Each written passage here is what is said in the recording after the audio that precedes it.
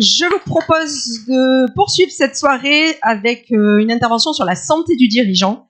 Tout savoir sans jamais oser en parler avec le professeur Olivier Torres de l'Observatoire à Maroc. Merci de l'accueillir.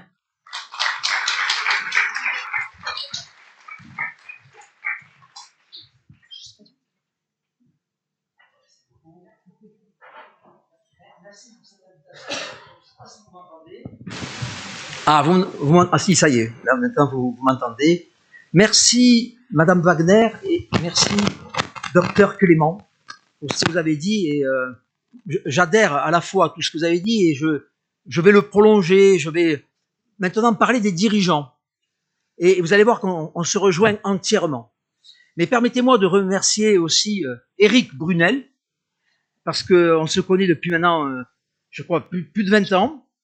On est des compagnons de route et j'ai aussi une pensée, elle est partie à la retraite, mais permettez-moi de la citer, Véronique Demont, que certains ont bien connue, qui a aussi occupé avec Harry Mers la direction de cette belle institution. Et il y a 15 ans, à l'époque c'était la Métra, j'avais un projet, maintenant c'est en santé, et j'avais un projet sur la santé des dirigeants. Et il faut que vous sachiez que... Excusez-moi, monsieur Torres, oui. On a un petit problème technique. Je vais vous donner Je mon préfère micro. que vous preniez un micro parce que je pense que le pupitre, Alors, il le n'est point, pas c'est que fiable, on est d'accord, hein? je parle avec les mêmes, mais c'est pas grave. Vous m'entendez aussi. Alors moi, je suis un PMiste. C'est un terme que j'ai inventé. Je me suis toujours intéressé aux PME. Et je crois qu'un chiffre est plus éloquent que tout. 99,84% des entreprises en France sont des PME. Et en tant que PMiste, à un moment donné, je me suis intéressé à la santé des dirigeants de PME. Et qu'est-ce que je découvre? Il y a 15 ans. Rien. Mais vraiment, rien. Je dis toujours qu'il y a un effet Gulliver. Il y a un biais de représentation du monde à partir des géants. Regardez le nombre de fois dans les médias où on va parler des GAFA, de Google, d'Amazon, de Facebook, rajouter Apple. On ne parle que des grands. Or, 99,84% des entreprises sont des PME. Et quand je regarde le public ici présent, et je vous félicite parce que pour une première pour En Santé, c'est vraiment une réussite. Il y a même des gens qui étaient debout dans le fond de la salle. J'avais l'impression d'être en mai 68 à Nanterre, avec des étudiants révolutionnaires. Eh bien, on se rend compte que, je m'étais même amusé à dire qu'il y a 15 ans, il y avait plus de statistiques sur la santé des baleines bleues que des entrepreneurs. Et les baleines bleues, c'est une espèce en voie de disparition. C'est tout en l'honneur de l'espèce humaine de s'intéresser à la préservation de l'espèce animale, n'est-ce pas? Mais alors, les entrepreneurs, rien. Alors, je me suis interrogé, j'ai cherché les racines de ce manquement. Et je vais dire des choses que les médecins du travail ici connaissent par cœur. Et l'histoire de la santé au travail, pour nous les Français, c'est 1840. Un dénommé Vuillermet, qui va dénoncer les conditions effroyables de la santé des ouvriers. Dans un ouvrage qui traite de l'état physique et moral. On ne parlait pas de santé mentale à l'époque de Vuillermet en 1840, mais c'était tout comme. Et de fil en aiguille, la loi de Zouaille en 1946, plus d'un siècle plus tard, va instituer la santé au travail pour tous. Mais entendez, pour tous les salariés. Mais les travailleurs non salariés, c'est-à-dire les commerçants, les artisans, les professionnels libéraux, les experts comptables, ce sont des chefs d'entreprise. Ils ont des salariés. Les agriculteurs, je n'oublie pas les agriculteurs. Tout ce monde-là avait finalement très peu de considération. Et il a fallu attendre la loi du 2 août 2021, dite loi Lecoq-Grandjean, pour enfin, dans son article 23, permettre aux services de santé au travail de s'intéresser à la population des dirigeants. Et donc, vous voyez, on part de loin. Pour le dire autrement, il n'y avait pas d'épidémiologie de la santé au travail des travailleurs non salariés. Et cette absence se nourrit par effet miroir par une autre absence. C'est celle des dirigeants vous-même. Vous, les chefs d'entreprise. Je sais que vous êtes très nombreux ce soir, chefs d'entreprise. Et le jour où, avec mon équipe de l'Université de Montpellier, on s'est intéressé aux spécificités de la santé au travail des travailleurs non salariés, eh bien, on a buté sur une phrase, vous entendez?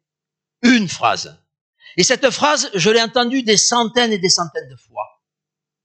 Lorsqu'on interroge la santé au travail des travailleurs non salariés, des chefs d'entreprise, quels qu'ils soient, la phrase que j'ai le plus souvent entendue, et je le dis, homme comme femme, la femme chef d'entreprise se comporte comme l'homme chef d'entreprise, qui se comporte comme la femme chef d'entreprise. Le statut écrase le genre. La phrase que j'ai le plus souvent entendue, c'est « je n'ai pas le temps d'être malade ». Je n'ai pas le temps d'être malade. Et ça rejoint ce que vous avez dit. Et ça rejoint ce que vous avez dit, Madame Wagner. Et j'en ai même certains qui m'ont dit « je n'ai pas le droit d'être malade ». Vous voyez en quoi c'est différent? Parce que je n'ai pas le temps, c'est une chose, mais je n'ai pas le droit, c'est terrifiant. En quoi seriez-vous en dehors des lois de la biologie? J'ai même des chefs d'entreprise, et je le dis, je le redis, hommes et femmes, qui me disent, vous savez, je ne tombe malade que quand je suis en vacances. Et voilà, j'en ai vu plein qui ont réagi. Et un jour, j'ai eu un gars du BTP qui m'a dit, mais moi, du coup, je prends plus de vacances. Il me l'a dit sur un ton mêlé de fierté. Eh bien, moi, c'est pas ce que je suis venu vous dire. Depuis 5 minutes, même moins, où j'ai pris la parole. Vous me regardez. Mais moi, je vous vois. Si vous saviez déjà tout ce que j'ai vu, tous ceux qui se sont déjà mis à bâiller. Et vous savez, vous l'avez dit, toutes les deux, la question du sommeil. Parmi les thèses que j'ai dirigées, 11 à ce jour, j'en ai une 12e là, qui devrait arriver vite, un des sujets que j'avais donné à Florence Guiliani, je la cite, c'était qualité du sommeil et efficacité entrepreneuriale. C'est pas un vrai sujet, ça. C'est pas un vrai sujet. Est-ce que de la qualité de votre sommeil dépend la qualité de votre fonction entrepreneuriale? Et Florence Guiliani a montré 2 résultats. Premier résultat, les dirigeants, vous dormez moins que le reste de la population. Et je vais être très précis parce qu'on l'a mesuré. Le Français moyen travaille selon les enquêtes de l'INDES, selon les années, entre 6h50 et 7h05. Les chefs d'entreprise, vous êtes à 6h20. Ça vous fait tousser, mais moi aussi. 6h20. On a fait une enquête spécifique dans le BTP. 6h10. 6h10. C'est le phénomène de rogne du sommeil. Et vous dormez moins pour travailler plus. Et le deuxième résultat que Florence a mis en évidence, c'est moins je dors, mais vous l'avez dit. Je ne fais que redire des choses qui ont été dites. Moins je dors, plus je suis irritable. Alors je vous pose la question, est-ce que c'est bien un chef d'entreprise qui est irritable?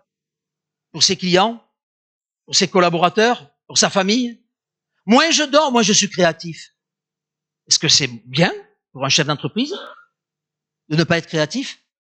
Et le troisième résultat qui est pour moi le plus important, Florence a mesuré ce qu'on appelle la vigilance entrepreneuriale. Il faut savoir que l'entrepreneurship, l'entrepreneuriat, c'est la science de l'opportunité. Ce qui nous intéresse, nous, c'est de savoir et de comprendre ce qui fait qu'un homme ou une femme va saisir des opportunités là où d'autres ne verront rien, peut-être même certains que des menaces. C'est ça notre projet scientifique. Et qu'est-ce qu'elle a montré, Florence Guiliani? Moins je dors, moins je suis apte à saisir des opportunités. Alors, vous avez compris un des conseils que je suis venu vous donner. Et j'en vois dans le fond qui m'ont pas attendu. Hein? Et alors, on s'est intéressé au dysfonctionnement du sommeil. Parce qu'après tout, on est là aussi pour donner quelques conseils. Et je vais m'appuyer sur les travaux du professeur Ohayon, qui était à la Timone et qui est parti à Harvard, qui est un grand spécialiste du sommeil. On a ici le professeur Dovillier, hein, qui s'intéresse beaucoup au sommeil. Et je vais vous livrer comme ça, vous allez pouvoir vous faire votre autodiagnostic. Le soir, quand vous vous couchez, est-ce que vous mettez plus de 30 minutes pour vous endormir? Alors en général, les dirigeants, ils répondent non. Puis, parce que comme vous travaillez beaucoup, j'y reviendrai par la suite, mais du coup, il y en a même qui mettent 5 minutes. J'imagine pas moins quand même. Si, il y en a qui mettent moins? Non, sans blague. Moins de 5 minutes? Il y en a qui mettent moins de 5 minutes pour s'endormir. Mais dis donc, combien? 2 minutes? Il faut pas être derrière vous à un feu rouge. Bon, ça c'est le premier dysfonctionnement. Deuxième dysfonctionnement, ça a été dit, est-ce que vous vous réveillez la nuit? Si vous dites jamais, pas de problème. L'homme de plus de 50 ans, on sait pourquoi, il va se lever au moins une fois. Mais si vous répondez 2 fois, 3 fois, 4 fois, deuxième dysfonctionnement. Troisième dysfonctionnement, est-ce que vous vous réveillez avant le réveil? Le réveil précoce. Alors, si vous vous réveillez 5 minutes avant, c'est pas un dysfonctionnement. Mais si vous vous réveillez une demi-heure, 3/4 d'heure, 1 heure avant le réveil, ça ampute d'autant plus la quantité de sommeil. C'est un dysfonctionnement. Et le quatrième dysfonctionnement, qui est le plus gênant, c'est le matin, quand vous vous levez, est-ce que vous vous sentez encore fatigué? Et si vous répondez oui, ça veut dire qu'à un moment donné, vous êtes tellement dans l'hyperactivité que ça crée une fatigue, je dirais, chronique. Et la thèse à laquelle on aboutit avec l'Observatoire Maroc, c'est que vous, chef d'entreprise, vous faites de votre sommeil une variable d'ajustement de votre travail. Or, je suis au regret de vous dire que le sommeil n'a qu'une fonction, c'est la réparation, c'est la récupération. On ne joue pas sur le sommeil. Et je me permets de faire passer ce message parce que je me souviens une fois, c'était un artisan qui me disait, mais vous savez, moi, ça fait 20 ans que je gère mon entreprise. Je m'endors avec mes problèmes et en pleine nuit, je me réveille parce que j'ai trouvé la solution. Alors là, je vous prends un témoin. Ça veut dire quoi? C'est une forme d'aliénation au travail. Ça veut dire que même quand la personne dort, elle pense encore à ses problèmes de trésor. Et le pire, c'est que se réveillant en pleine nuit avec la solution, il n'arrivait pas à retrouver, je dirais, le plaisir du sommeil parce qu'il avait peur d'oublier. Alors, si ça vous arrive, parce que je vois certains qui réagissent, un autre conseil, mais simple, prenez un carnet.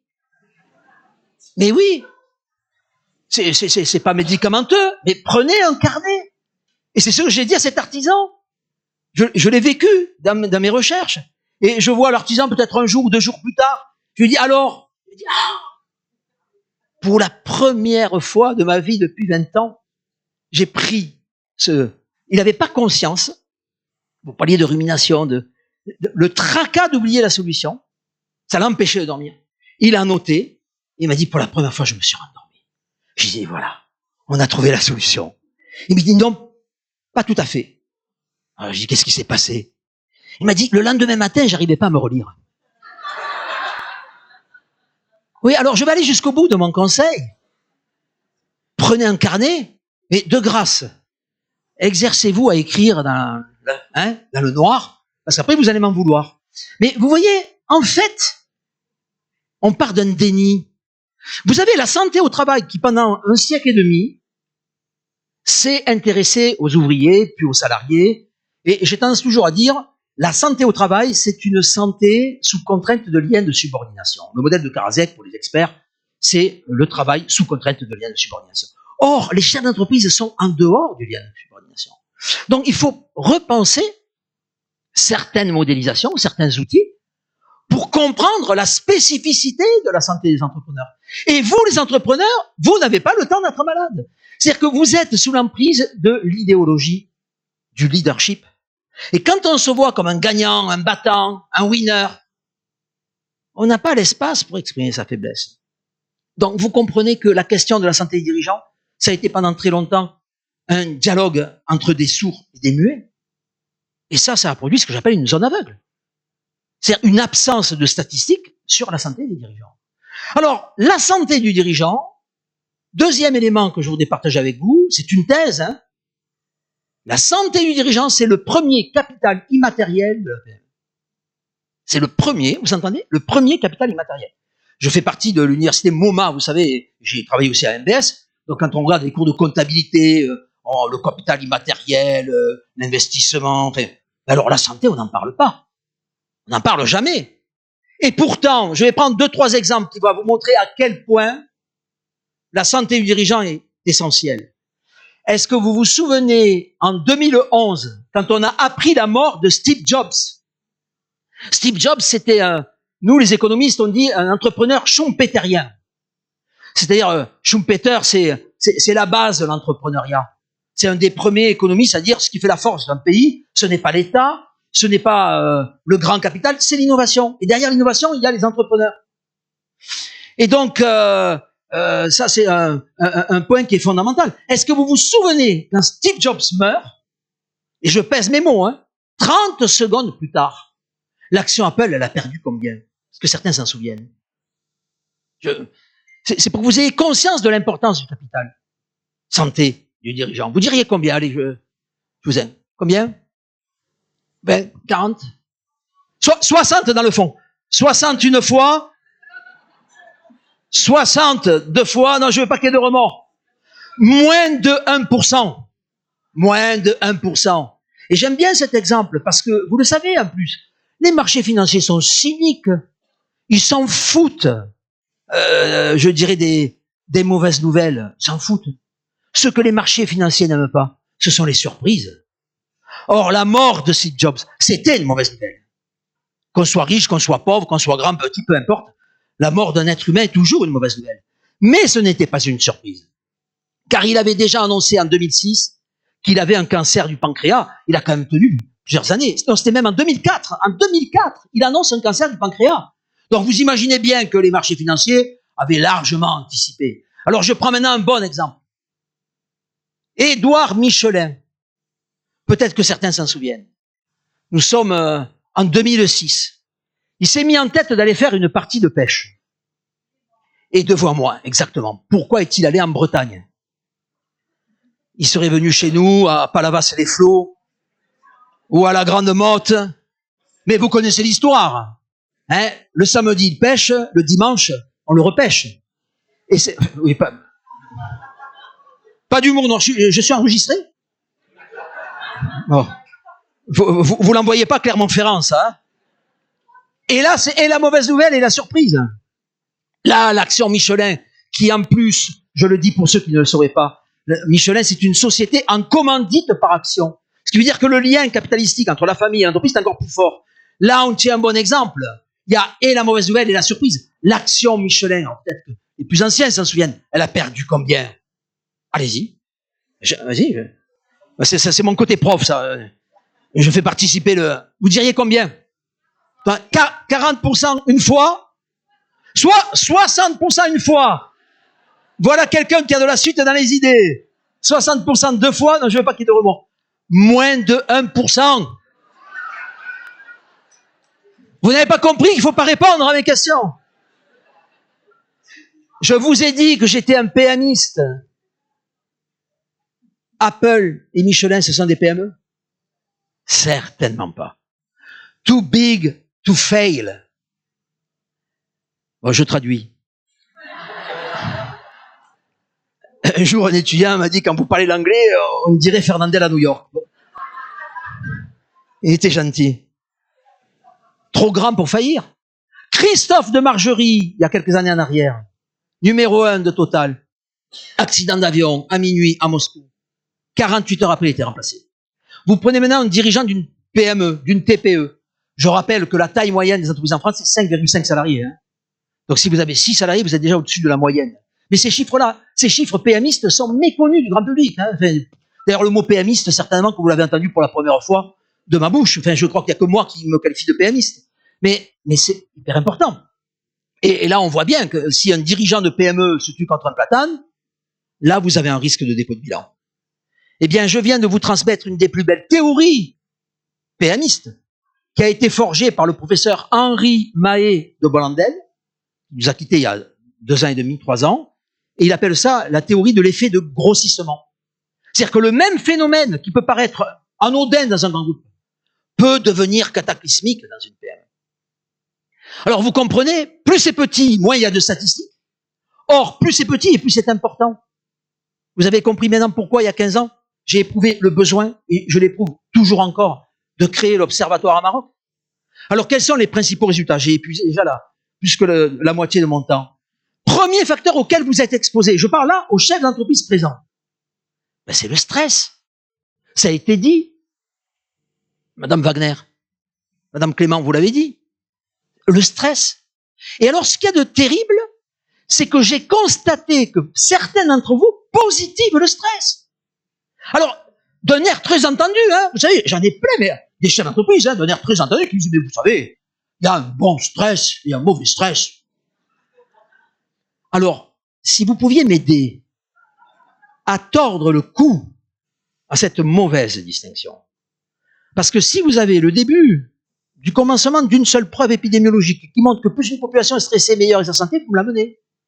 Parce que je suis heureux de vous dire que le stress, c'est pathogène. Alors, un pic de stress, de temps en temps, un peu stressé, oui, on peut pas vivre sans stress, bien évidemment. Si c'était pour dire ça, on est d'accord. Mais de positiver le stress, de dire qu'il y a un bon stress, attention, c'est insidieux. Parce que vous êtes des dirigeants. Et un dirigeant qui est convaincu qu'il y a un bon stress, ça peut engendrer un management par le stress. Et du coup, ben moi, je vous donne un conseil, puisque c'est bon. Stressez vos clients. Stressez vos collaborateurs, puisque vous pensez que c'est bon. Allez-y, allègrement. Non, je suis au regret de vous dire que non. La bonne théorie, c'est stress subi, stress choisi. Hindrance stressor, challenge stressor. Ouais. Bon, stress subi. Oui, merci pour vos encouragements. Et je sens que je vais aller à New York. Et stress subi, stress choisi. Et je vais prendre un exemple, moi, qui m'a marqué, parce que je l'ai vécu dans ma chair. Et c'était avant le Covid. Et Charlotte, ici présente, sait ce que je vais dire, parce qu'elle connaît cette anecdote. Je l'ai vécu dans ma chair. J'étais à la gare de Montpellier, Saint-Roch, pas l'autre. Et j'avais un train à 7h04, je m'en souviens comme si c'était hier. Et je sais pas vous, mais moi, avec l'âge, maintenant, je veux bien arriver en avance. Bon, donc c'était de 6h40, 6h45, j'étais sur le quai, et d'un coup, j'ai entendu le message suivant. Mesdames et messieurs, votre attention, s'il vous plaît. Vous prenez le train des fois? Quand vous entendez ça, ça veut dire quoi? Que c'est mal barré, on est bien d'accord. Et là, tout le monde s'est tu, hein. Et le message, c'était « Mesdames et messieurs, votre attention, s'il vous plaît. En raison d'une sortie tardive du dépôt. » Alors là, je vous assure, c'était ça le message. Qu'est-ce que ça veut dire? À 6h45 du matin, une sortie tardive du dépôt. À mon avis, c'est le cheminot qui s'est pas levé. Dans le langage diplomatique de la SNCF. Enfin, bon, bref. Le message était ça. Mesdames et messieurs, votre attention, s'il vous plaît. En raison d'une sortie tardive du dépôt, le train numéro 5374, en provenance de Perpignan et à destination de l'île Europe, prévu à Montpellier à 7h04 sur le quai numéro 2 est prévu avec un retard approximatif de 5 minutes. 5 minutes. Allez, con. Et ça, ne le coupez pas, laissez-le. Si vous connaissez des gens de la SNCF, dites-leur que pour 5 minutes, qu'ils vous balancent le résultat, parce que vous comprenez bien que moi, sur le quai, j'étais en train de dire, qu'est-ce qu'ils vont me dire? J'avais 17, vous savez, j'avais une correspondance, 17 minutes. Vous avez le temps qui termine. J'étais en stress subi. Le stress choisi. C'est moi à l'instant où je parle. Quand on prend la parole en public, même si on a l'habitude, quand on prend la parole en public, on est toujours stressé. Vous pensez bien qu'à la maison, je crie pas comme ça. C'est bon. Il faut peut-être demander à d'autres. Oui, non, mais je veux dire, je suis pas dans mon état normal. Hein, vous en conviendrez. Mais non, et oui, on prend la parole. Donc voilà, il y a un public. Oui, bon. Donc, je suis en stress. Oui, mais je suis en stress choisi. Et lorsqu'il y a plusieurs mois, Madame Ségonzac prend contact avec moi et Eric, pour me dire, on aimerait que tu interviennes, j'ai donné mon accord. Donc oui, je suis en stress, mais je suis en stress choisi. Et là, quelle est la nuance? Le jour où on a pris les différentes échelles pour mesurer le stress subi, le stress choisi, on s'est rendu compte que les deux types de stress n'étaient pas bons pour la santé. N'y revenons pas, le stress est pathogène, bien évidemment. Mais par contre, le stress choisi et lui seul génère de la satisfaction au travail. Et ça, c'est extrêmement important. C'est extrêmement important à comprendre. Parce que les chefs d'entreprise, vous êtes rivés sur la performance. Et parfois au détriment de votre santé. Alors, le lien entre stress et performance, là, par contre, je suis plus mesuré. C'est une courbe en cloche. Oui, être stressé peut engendrer de la performance. Mais le stress n'est pas bon pour la santé. Mais je peux accepter, de monnayer un peu de ma santé, parce que je gagne beaucoup en performance. Et vous l'avez dit tout à l'heure. Et moi, je vous rejoins entièrement, parce qu'on travaille sur le risque de burn-out. Quand il y a burn-out, moi, j'ai plus rien à dire. Passe aux professionnels de santé. Mais ma discipline, c'est la prévention. Donc moi, c'est le risque de burn-out qui m'intéresse. Pour l'anticiper, pour l'éviter. Et en fait, on se rend compte que, vous l'avez dit, les candidats au burn-out, ce sont les perfectionnistes. Vous savez, cette expression que j'aborde au possible maintenant, si vous pouviez l'évacuer de votre esprit, c'est le diable est dans le détail.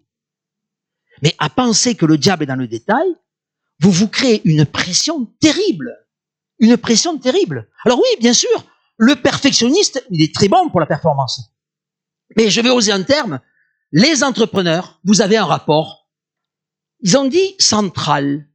Je rajoute, vous avez un rapport existentiel à votre travail. Et vous avez un rapport existentialiste à votre entreprise. J'ose le terme existentialiste. Et 15 ans de recherche sur la santé des entrepreneurs pour aboutir à Sartre. L'être humain n'est jamais que la somme de ses actes. C'est l'entrepreneur. L'existentialisme, c'est une philosophie du projet. C'est une philosophie de l'action.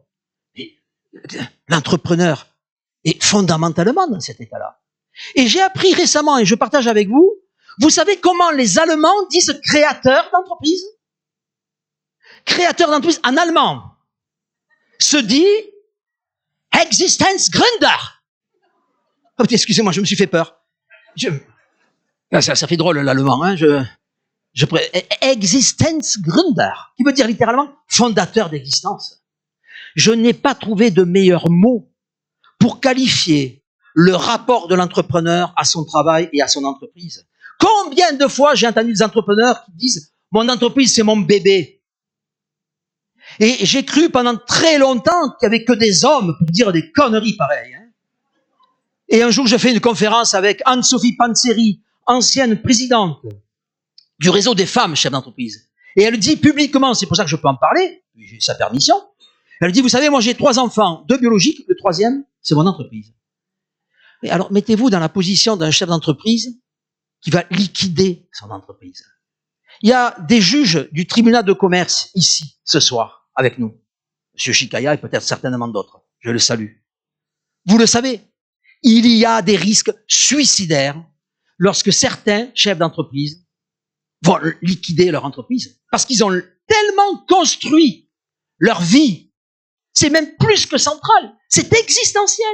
J'ose même dire existentialiste. Ah, ça explique beaucoup de choses. Donc, du coup, vous êtes tellement existentiel que quand vous dites il y a un bon stress, il faudrait terminer la phrase. Il y a un bon stress pour la performance. Et encore, jusqu'à un certain point. Mais il n'y a pas de bon stress pour la santé. Deuxième facteur auquel vous êtes confronté, l'incertitude du carnet de commandes. Un entrepreneur n'est jamais sûr de rien. Moi qui suis fonctionnaire d'État, je connais mon salaire dans 1 an. Je connais mon salaire dans 5 ans. Sauf cataclysme grec. Non mais vous riez, mais on y songe. Mais bon, moi quand je vais voir le banquier, ils sont gentils avec moi. Mais un jeune qui reprend l'entreprise familiale, vous croyez qu'on va lui faire un cadeau? Certainement pas. Le 3e facteur auquel vous êtes confronté, c'est la surcharge de travail. Vous êtes de très très loin les plus gros travailleurs de France. Et là, je vais vous donner des chiffres. Les salariés français, source Eurostat, travaillent en moyenne 38,4 heures. Ils ne sont pas à 35 heures, 38,4 heures. Les indépendants, il y a des indépendants ici qui n'ont pas de salariés, mais ils sont indépendants. J'arrête parce que ils sont à 42 heures. 38, 42. Ça fait quand même 4 heures de plus. Mais les employeurs, ceux qui ont des salariés, on est rendu à 52 heures. 52 heures. Et c'est une moyenne, certains d'entre vous, j'ai vu travailler plus que ça. Donc, vous êtes dans l'hyperactivité. D'où le fait que quand vous lâchez, le corps reprend ses droits, tout simplement. Et donc on voit bien à quel point... Alors le travail, c'est la santé. Tiens. Oui, mais ça c'était un intermittent du spectacle qui le disait. Hein? Eh bien, le travail, c'est la santé, c'est tout à fait montré. Je vous invite à lire le livre du professeur Michel Debout, hein, Le traumatisme du chômage. Les taux de mortalité et de morbidité les plus élevés, ce ne sont pas les ouvriers non qualifiés, ce sont les chômeurs de longue durée. Donc le travail, c'est bon pour la santé. Oui, mais jusqu'à un certain point. Là, c'est une courbe en cloche. Plus je travaille et meilleure est ma santé, mais à un moment donné, je travaille tellement trop que je suis passé dans la phase pathogène. Et la question que je vous pose d'ailleurs, c'est où est le point d'inflexion? Est-ce que ce sont les 35 heures? Tiens. Et vous savez, je ne me suis pas débiné, hein, j'ai posé la question à Lille. Ben oui. Chez Martine. Ah oui. Ah, j'ai pris un grand plaisir. Hein? Ouais, j'avais tout révisé, hein, Martine à l'école, Martine à la plage. Il n'y a que Martine au travail que j'ai pas lu. Et je crois qu'il n'est jamais sorti d'ailleurs. Et en fait, il n'y a pas de réponse. Parce qu'on est tous très inégaux par rapport à ça. Vous avez des hommes et des femmes le lundi matin, à 10h, ils sont déjà fatigués. Ah, ne riez pas, j'en croise à la fac. Alors je me suis dit 1 fois, 2 fois, 3 fois. Je me suis dit, il a dû faire la fête, mais non, il y a des gens comme ça, je sais pas si vous l'interprétez comme moi, mais ces gens qui sont tout le temps fatigués, moi je trouve qu'ils finissent par devenir fatigants. Hein? Comment tu vas? Comme un lundi. Voilà. Voilà. Calimero, vous savez, j'avais fait bon.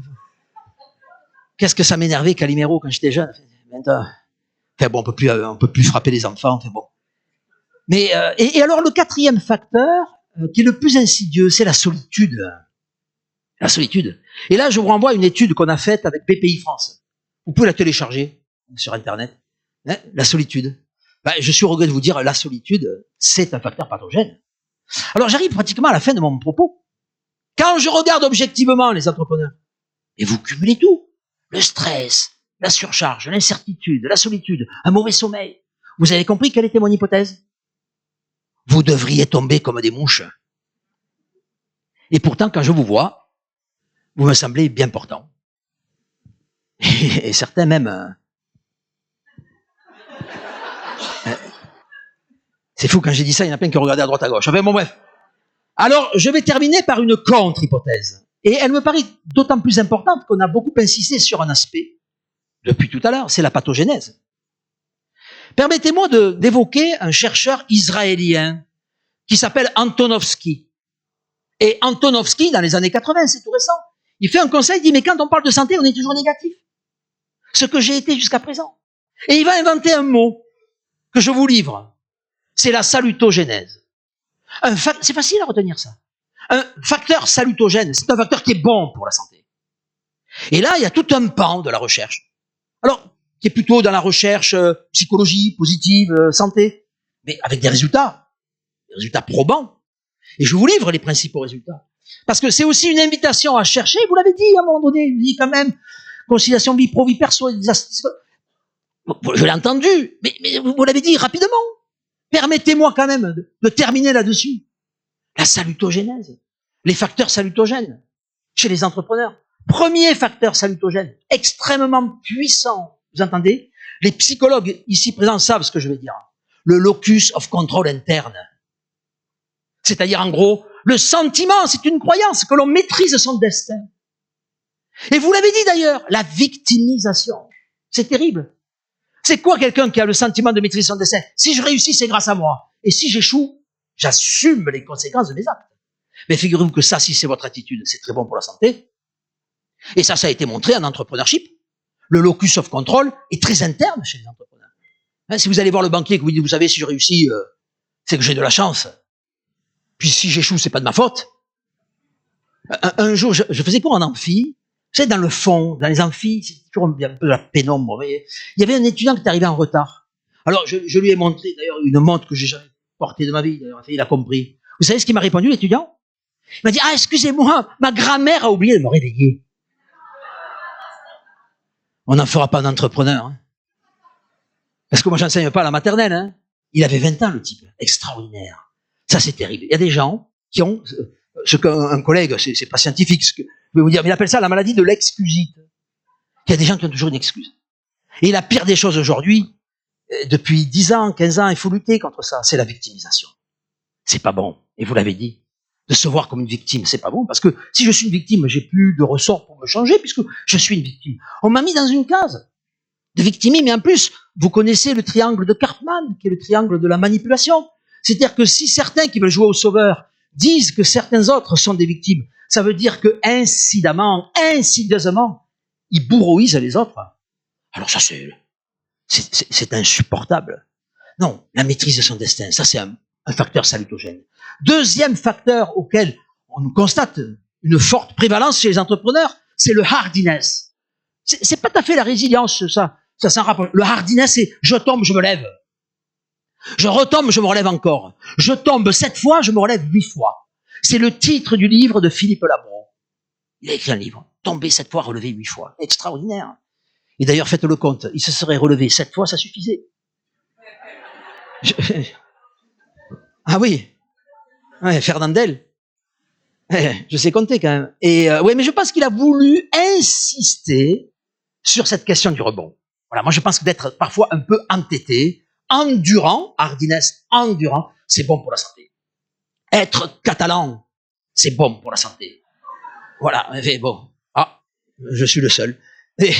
Ah, voilà, en général, j'ai les Catalans qui sont avec moi quand je dis ça. Mais enfin, bon, les Basques, enfin, on a plein de peuplades en France, hein, qui sont un peu, je dirais, un peu têtus. Mais ça, c'est un facteur extrêmement puissant. Et le troisième et dernier facteur, je t'aimerais juste, on pouvait s'en douter, il y a plein d'études qui l'ont montré, mais bon, je le redis, même si vous le savez déjà, c'est l'optimisme. Les optimistes vivent mieux et plus longtemps que les pessimistes. Alors après, il y a le biais d'optimisme. Trop d'optimisme, ça peut se retourner contre vous. Mais quand même, l'optimisme est un facteur extrêmement important. Et là, je dirais que avec mon équipe de l'université, ça, il faut que je vous le dise quand même, parce que on s'est intéressé aux pessimistes. On a fait une découverte. Ça, il faut que je vous le dise. Il y a 2 espèces de pessimistes. Il y a ce que j'appelle le pessimiste anxieux. Alors ça, c'est du lourd. Je pense que vous serez d'accord avec moi, parce que les anxieux, alors dès qu'il y a une nouvelle, ils imaginent le pire. Mais alors moi, j'ai remarqué, vous me le direz, après on discutera, et j'ai quand même souvent remarqué que les anxieux, c'est pas des causeux. Hein, ça va toi? Oui. Bon, oui. On appelle ça les atrabilaires. Ils se bouffent de l'intérieur, mais en silence. Non, il y a une deuxième espèce que j'appelle le pessimiste anxiogène. Alors, je ne sais pas si vous voyez ce que c'est qu'un anxiogène. C'est un anxieux, mais il vous irradie d'anxiété, voyez-vous. Et on dirait qu'il en est fier. Et je vais vous raconter une autre anecdote que j'ai vécue dans ma chair. C'était il y a 20 ans. Moi, j'ai commencé ma carrière à la faculté de lettres. Université Paul Valéry. Je suis sûr qu'il y en a plein qui sont de l'université Paul Valéry. Et ce jour-là, j'allais surveiller un examen, et il y avait un long couloir. Et je vois une collègue qui arrive. Et lorsqu'elle arrive à ma hauteur, elle me dit, tiens, qu'est-ce que tu fais là? Je dis, ben, je vais surveiller un examen. Elle me dit, ah, tu auras assez de papier. Voilà. Tu auras assez de papier. De papier d'examen. Comment vous dire?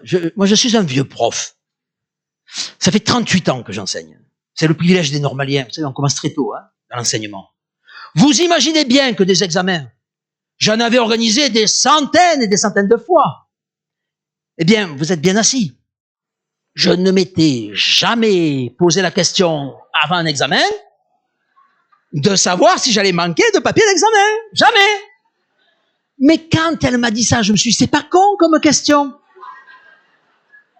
Sauf que 5 secondes après, je me dis, mais alors au juste, est-ce que j'aurai assez de papier? Eh bien, c'est ça l'anxiogène. C'est cette personne que vous croisez en 5 secondes, le temps de vous poser la question, elle vous a insinué le doute.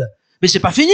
Elle me dit, ah, et si tu as des étudiants qui trichent, tu auras assez des examinateurs, et puis après, elle est partie. Ça vous est jamais arrivé, ça? Des fois, vous êtes bien, et puis d'un coup, vous dites, tiens, je me sens pas bien. Alors, ça veut dire quoi? Eh bien, ça veut dire que vous avez croisé un anxiogène. Et comme je suis prof de management, la question que je pose, parce que c'est une vraie question, c'est comment on gère les anxiogènes? C'est pas une vraie question, ça? C'est pas une vraie question? Eh bien, je vais vous dire, il y a 2 solutions. La première, et je voudrais que ce soit un message d'espoir. Oui, parce que j'ai vu que tout le monde n'a pas rigolé dans la salle. Et oui, ils sont un peu constipés, donc voilà. Alors, je les reconnais, et les psychologues vont vous dire, le problème de l'anxiété, c'est que c'est un trait de personnalité. Et hélas, ces traits de personnalité, c'est stable. Oui, permettez-moi de rajouter, oui, à court terme, je ne change pas comme ça des traits de personnalité à un coup de baguette magique. Mais à moyen, long terme, vous pouvez changer. Et si j'ai un autre message à faire passer parmi les messages, c'est ne restez pas toute une vie sous l'emprise de l'anxiété. Mais il faut avoir un courage, vous les leaders, vous, sous l'emprise de l'idéologie du leadership, c'est d'aller voir les professionnels de la parole. C'est d'aller voir les psychologues. Donc trop souvent, j'entends, psychologue, mais c'est pas pour moi. Le déni que vous avez évoqué, le déni que le docteur Clément et que Madame Wagner ont évoqué. Je suis un leader, je suis, voilà, même pas mal. Eh bien oui, et il y a des moments où il faut savoir se remettre en cause et avoir le courage d'aller voir les professionnels de la parole qui peuvent à un moment donné vous dire, mais non, on va travailler. Et c'est en travaillant que vous pouvez changer. Ça, c'est je dirais, la première solution, la solution psychologique, je dirais. Et si les psychologues, au pire des pires, pour vous, non, je peux pas. Ah ben, il y a aussi le versant, même si peut-être les psychologues n'aimeront pas ce que je vais dire, mais je le dis quand même, c'est les coachs.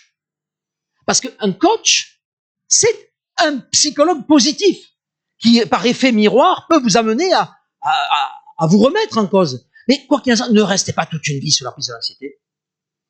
Ne restez pas toute une vie sous l'emprise de l'anxiété. On peut changer. Et puis la deuxième solution, alors là, j'avoue qu'elle est plus radicale, mais bon, je la donne aussi, c'est ce que j'appelle la solution géométrique. C'est la tangente. Et oui, parce que la première fois, l'anxiogène vous a pris en traître. Alors, vous l'avez repéré. Mais le lendemain ou le surlendemain, quand vous le voyez arriver de loin, eh bien, vous faites en sorte que sa trajectoire ne croise jamais la vôtre. Ah oui. Vous prenez la tangente. Et alors, je terminerai là-dessus, parce que je me souviens, j'étais avec la Fédération française du bâtiment à Lorient, là-bas, et à la fin de mon propos, je vois un grand gaillard qui vient me voir et me dit « Ah, votre définition de l'anxiogène !» J'ai dit « Vous avez reconnu un collaborateur ?» Il me dit « Non, ma femme. » J'avais l'air malin avec ma tangente. Hein. Alors, j'arrive à la fin de mon propos, et tout ce que je vous ai dit est résumé dans les travaux qui sont les nôtres. La question, c'est qu'on a une balance. Intéressez-vous, et là je parle aussi aux médecins du travail, et même aux médecins, intéressez-vous aussi à la salutogénèse. Intéressez-vous aussi aux facteurs qui génèrent de la bonne santé. Et c'est pour ça que dans la réforme de la loi Lecoq-Grandjean, vous êtes devenus des SPSTI, P de prévention. Et j'avais dit à Charlotte Lecoq, il faudrait rajouter le deuxième P de promotion, parce qu'on fait de la prévention contre les risques. Quand on a plein de travaux, et je vous en félicite, de prévention contre les risques psychosociaux, etc. Mais les facteurs salutogènes, les facteurs qui génèrent de la bonne santé, le mot prévention n'est pas un bon terme. Excusez-moi d'être un peu pointilleux, c'est mon côté normalien. Mais le bon terme, c'est promotion. Promouvoir les facteurs salutogènes, prévenir les facteurs pathogènes. C'est, je dirais, les deux mamelles d'une bonne politique de santé au travail. Eh bien voilà ce que je souhaite ardemment pour le service en santé. Pour aujourd'hui, vous le faites déjà.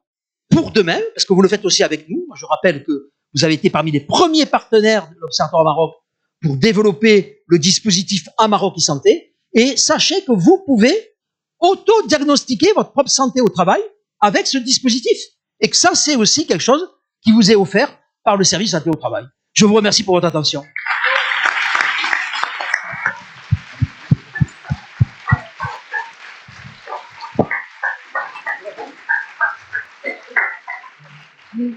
Merci Monsieur Torres pour cette prise de parole. Je ne sais pas si tout le monde a fait encore sa balance salutogène-pathogène, mais en tout cas, je peux vous inviter à revoir sa conférence en streaming parce que je pense que ça donne de la bonne humeur et que ça amène des éléments salutogènes. Est-ce qu'on a quelques questions, s'il vous plaît, dans la salle ou sur l'espace virtuel en santé ? Ne soyez pas timide, nous avons le meilleur ambassadeur du bonheur. J'attends vos questions, je les exige. Alors, je crois qu'il y en a une là il y a une main qui se lève là, dans le public. Bonjour, madame. Faites passer le micro, s'il vous plaît. Bonsoir. Alors moi, ça n'a aucun rapport, mais la présidentielle, c'est pour quand, monsieur?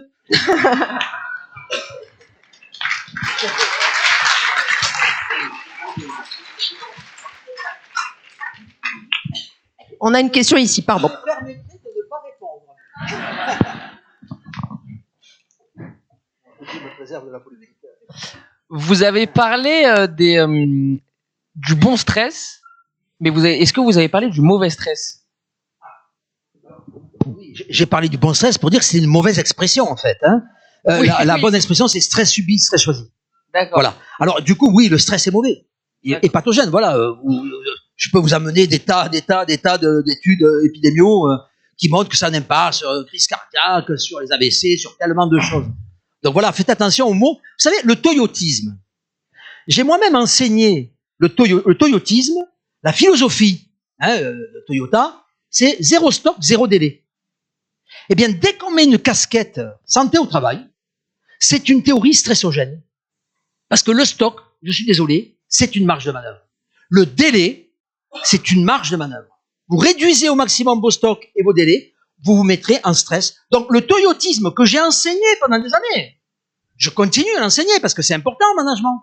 Et je dis toujours, attention, c'est stressogène. J'en avais pas conscience. Et c'est parce que je me suis intéressé aux travaux sur la santé au travail, la santé au travail des entrepreneurs, que j'ai pris conscience à quel point, parfois nous en management, on peut véhiculer des concepts, des modèles, des théories qui sont et qui vont à l'encontre de la bonne santé. D'accord. Mais vous avez aussi dit que ça apportait une certaine satisfaction d'avoir du bon stress. Alors, est-ce que cette satisfaction n'est pas bonne? Je veux pas dire bon stress, stress choisi. Oui. Voilà, merci. Le stress choisi génère de la performance. Voilà. Et Voilà. Donc oui, ça enlève de la santé. Mais la performance de votre entreprise, c'est une chose. Votre propre santé, c'est autre chose. Mais comme vous faites corps avec votre entreprise, l'entreprise, c'est mon bébé, voilà, vous savez, les théoriciens de l'entrepreneuriat se sont beaucoup intéressés à un autre phénomène que la liquidation, où il y a un risque suicidaire. C'est la transmission. La transmission correspond, de mon point de vue, à ce que le philosophe allemand Jaspers appelle une situation limite. Je travaille avec des agriculteurs qui me disent que la transmission, c'est une petite mort. Bon. Eh bien, la théorie que nous utilisons en entrepreneuriat sur la transmission, c'est la théorie du deuil. Vous entendez? La théorie du deuil, c'est fort. Mais pourquoi? Parce que, je reviens à ma thèse centrale, c'est que l'entrepreneur a un rapport existentiel. Les entrepreneurs sont des Existenzgründer. Et d'ailleurs, ce sera le titre de mon prochain livre. Hein. Existenzgründung. Ah oui, ça va faire un tabac. Hein. Alors, on a une question dans l'espace virtuel. Professeur Olivier Torres, vous semblez être un parfait ambassadeur du bonheur. Vous l'avez illustré ce soir. Quels sont, selon vous, le top 3 des conseils que vous appliquez à vous-même? Quelle drôle de question. C'est de arrêter à l'heure avant 9h pour que... pardon. Le micro. Donc, arrêter avant 9h pour que les gens qui, comme moi, veulent voir le match puissent aller le voir. Voilà, j'ai eu trois supporters. Non, je dirais créer de la positivité. Alors, c'est pas être un bisounours, hein, mais ne jamais subir et toujours agir. Ça a été dit aussi, avec d'autres mots, mais mes collègues l'ont dit avant moi. C'est le coping actif. Et vous avez parlé de planification à un moment donné. C'est un coping qui fonctionne bien. Et le jour où on a mesuré, alors ce qu'on appelle le coping, c'est faire face au stress. Il y a des échelles, il y a Lazarus, Folkman, enfin bon, il y a plusieurs auteurs là-dessus. Et le jour où on a mesuré chez les entrepreneurs, on s'est rendu compte que les entrepreneurs, sans avoir suivi de cours sur le coping, ils adoptaient en général les bonnes méthodes. C'est-à-dire, face à un problème actif, reformulation positive, planification, et puis le quatrième, c'est, ça, vous en parlerez mieux que moi, l'acceptation. L'acceptation. Le Covid, il y a eu le Covid. Certains entrepreneurs, moi je dis, non, mais la crise, c'est une vue de l'esprit. Non, c'est pas une vue de l'esprit. Non, et puis de toute façon, là, c'était radical. Donc, accepter la situation. On m'annonce une mauvaise nouvelle. On m'annonce que je suis atteint d'un cancer. Et bon, on va prendre des rendez-vous. Ah non, excusez-moi, mais là, un artisan, hein. Non, mais là, j'ai un chantier. Non, là, j'ai un chantier. Le déni dont vous parliez, l'acceptation, j'accepte. Ça veut pas dire je me résigne, j'accepte. Puis après, je reformule positivement, je me fixe des objectifs et je me mets dans l'action.